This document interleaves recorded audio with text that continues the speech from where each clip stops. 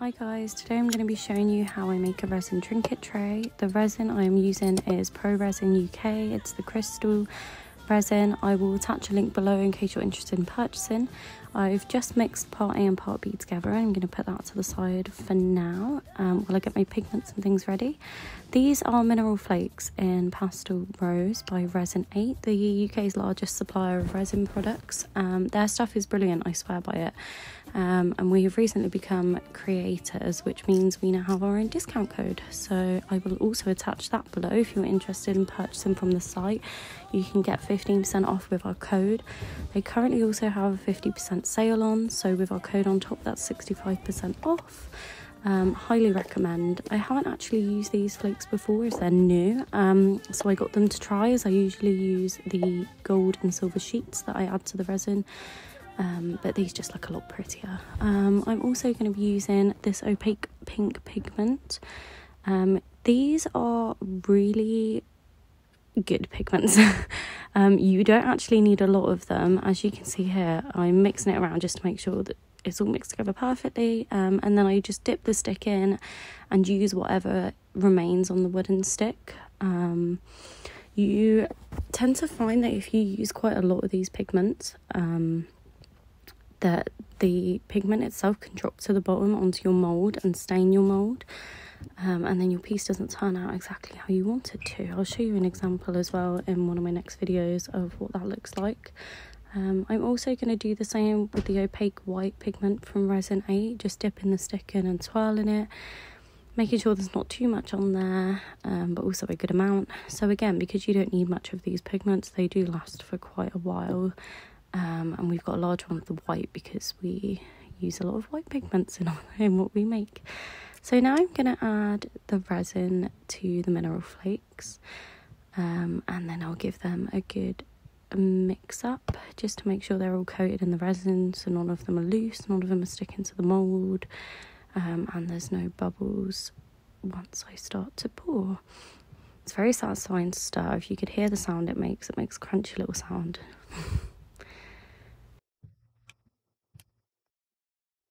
Another thing I will say, if you're going to use mineral flakes within the pieces that you're creating, is make sure it's the consistency that you want. If you don't have enough resin, it can be quite thick, it won't move as much on the mould.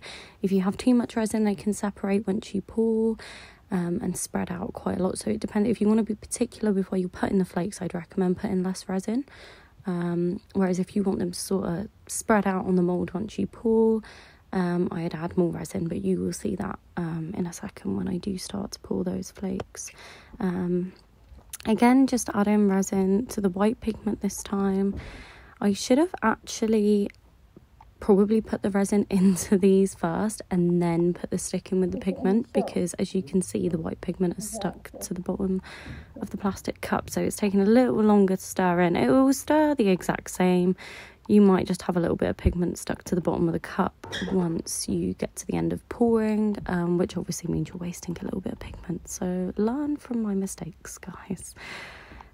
But this is a lovely white colour. It's probably the best white pigment I've used. Again, I recommend the opaque pigments if you want a coverage that isn't see-through. So when you take your mould, your piece out of the mould, it's not see-through, it's completely clear.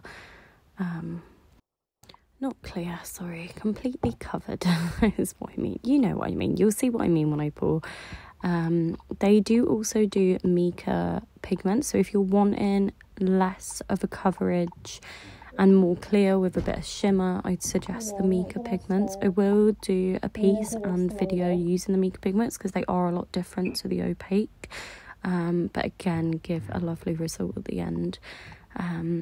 So yeah, as you can see, I've just done the same with the pink pigment, poured the resin into the cup and mixed it in. Again, taking a little longer to mix in because I should have put the resin in first and then put the stick with the pigment in to make sure it doesn't stick to the sides, which is what I'm doing, scraping the little sides to get the bits of pigment off. But it's mixed in fine and it's a lovely colour.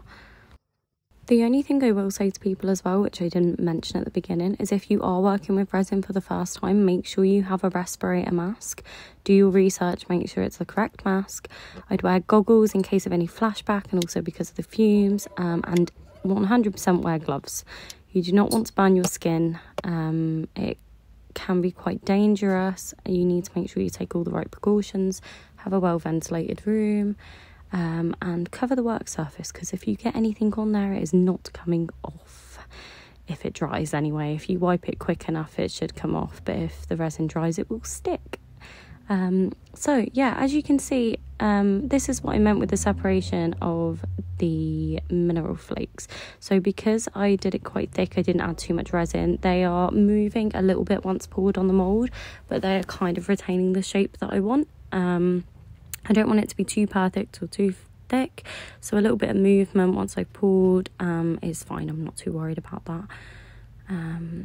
But yeah, it just makes it easier for you to be able to manipulate the shape and the design that you want. I'd definitely recommend having a lot of lollipop sticks.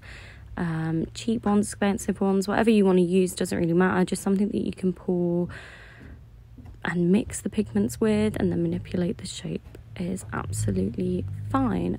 Also something which is quite useful is toothpicks, for if you get a little bit of something where you don't particularly want it, you can just take it out. Or again, if you use an alcohol ink, I will do a video on that.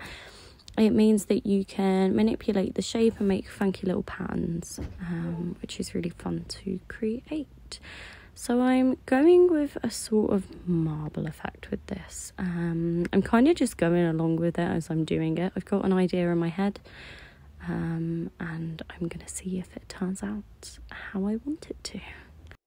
So now I'm pretty much finished pouring the mineral flakes. I'll soon go in with the pigments. I'm going to start off with the white. One thing I will say when it comes to creating stuff with resin is just have fun. There's no pressure. I know when I first started working with resin, I'd compare my things to other people's work, get really annoyed when it didn't turn out how theirs turned out, but it's all about just learning to have fun with it. Make up your own designs, mess around. It doesn't have to be perfect the first time. It probably most likely won't be perfect the first couple times, but it's all about experimenting, finding out what designs you enjoy creating, as well as what looks nice and what you think other people will like, because at the end of the day, you're the one doing it and taking the time to do it, so you need to make sure it's something that you enjoy doing. So yeah, I'm just going in with the white pigment. I'm putting it at the sides of the mineral flakes, and then because the white pigment is thinner, it's not retaining shape as quick as or as much as the mineral flakes did. I've gone in really quick with the pink pigment also, just to fill in those gaps before the white pigments touch each other, because my vision is for when I take this out the mould once it's dry, is that you'll have the pattern that you can see now, where there isn't any white within the pink. Obviously, because it is a liquid before it turns solid, the pigments will mix. You can get different types of resin, so you can get resin that's thicker than other resins, so depending on what sort of shapes and designs you want to work with, I definitely look into the resin that you're purchasing to make sure it's ideal for the types of things you want to create. So yeah, I'm going to go back in with some mineral flakes, because as you can see, they're starting to get covered up by the white pigment, which I'm not too bothered about, as this is going to be the bottom side of the piece, but I do want you to still be able to see it from both sides. So I'm just going to keep adding it to also fill up the mould. So there's still a bit of room left to fill, otherwise my mould's not completely full. I don't know if you can see on this video that well. So I'm going to keep adding little bits of the mineral flakes, and then I'll go back in with the pigments just to keep the design, as I have quite a bit of the pink and the white left, but I don't want to keep using that because then you won't see the flakes. You get the gist of what I'm going for. I'm also not too sure if this is a marble design. I don't really know what it is. It's just an idea I had in my head. But I think it looks really pretty, and I'm so pleased with how all of the colours go together and how the mineral flakes look. And I also have